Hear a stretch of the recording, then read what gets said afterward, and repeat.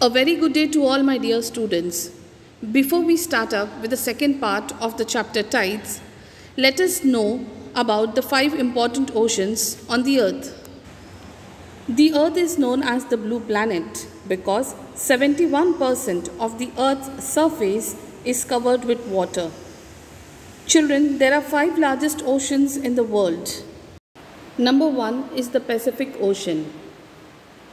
It is the largest ocean covering more than 30% of the earth. This is close to half of the water on the earth. Second is the Atlantic Ocean.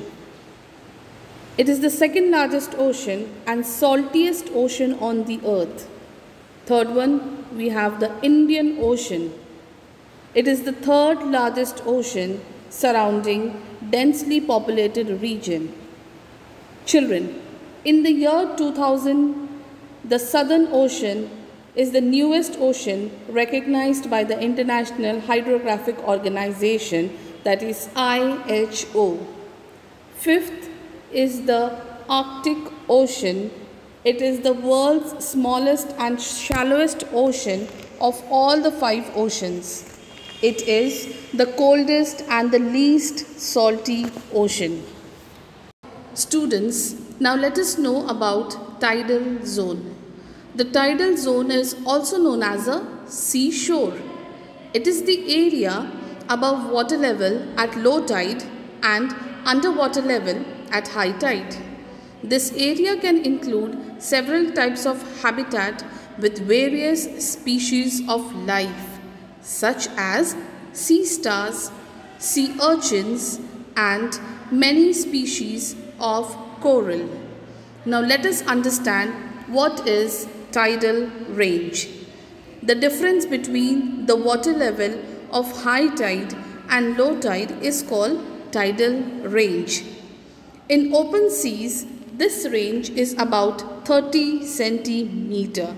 However, towards the coastal areas, it goes on increasing. Students, along with the coast of peninsular India, the range is around 100 to 150 centimeter for most of the part. The peninsula is in shape of a vast inverted triangle of India, which is bounded by oceans. Students, observe the map of India. The Indian peninsula is bordered by the Arabian Sea, the Indian Ocean, and the Bay of Bengal. The highest tidal range in the world is observed at the Bay of Fundy along the Atlantic coast of North America.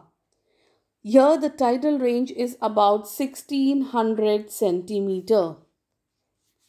In India, the highest tidal range is in the Gulf of Khambat, which is in Gujarat. Children, observe the map.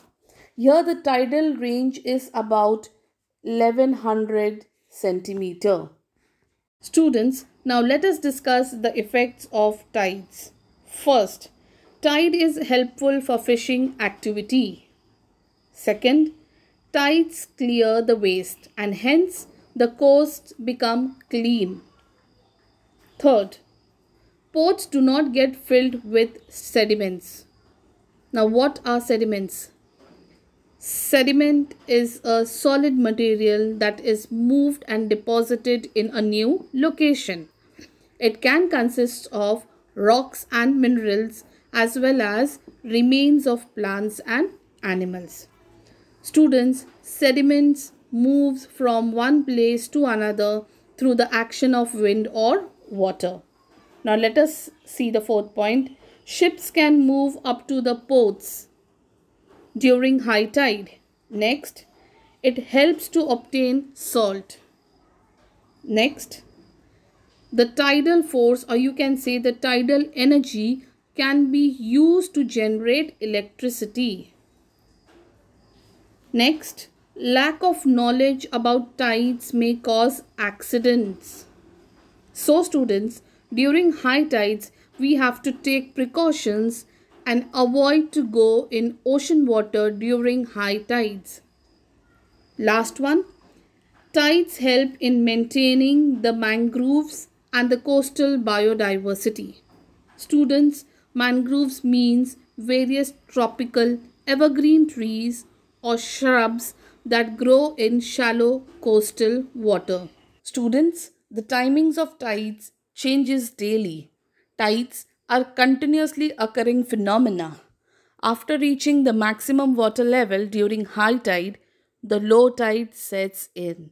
Similarly, after reaching the lowest water level during low tide, the high tide sets in.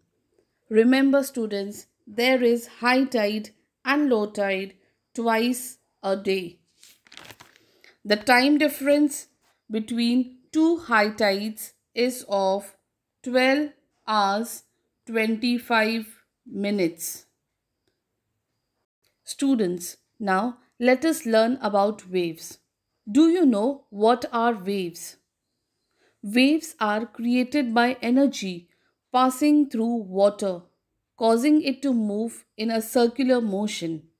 However, water does not actually travel in waves. Remember, students, waves transmit or pass energy, not water, across the ocean. Students, now let us study the structure of a wave. The seawater get pushed up and down because of the wind. Now observe the figure. The raised up portion of a wave is called crest and the depressed one is called trough. If a strong wind is blowing in one direction, large waves are generated. The vertical distance between the crest and the trough is called the amplitude of the wave, whereas the distance between two successive crests, or you can say the trough, is called wavelength. The wavelength, its amplitude, and its velocity depend on the velocity of wind. Now, let us discuss velocity of waves. Children, if we stand at the coast, we feel the waves are coming towards the coast. If a floating object, example a ball, is thrown at a distance in the sea, we find the ball moving up and down at the same place. It does not come to the coast. It means the water forming the wave also does not come to the coast.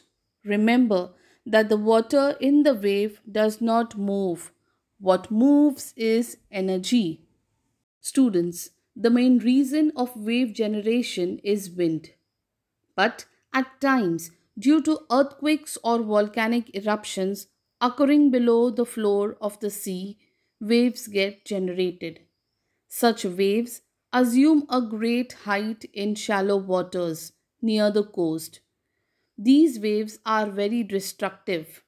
They cause huge loss of property and life. These waves are called tsunamis. In 2004, tsunami waves were generated because of the earthquake that took place near Sumatra Island of Indonesia. They devastated the east coast of India as well as of Sri Lanka. Students, always remember, if earthquake occurs in the ocean, the coastal areas face a risk of tsunamis. In such cases, it's better to go away from the coasts. This way, loss of life can be avoided. I hope our today's concept was quite clear to you all. Take care of yourself. Thank you.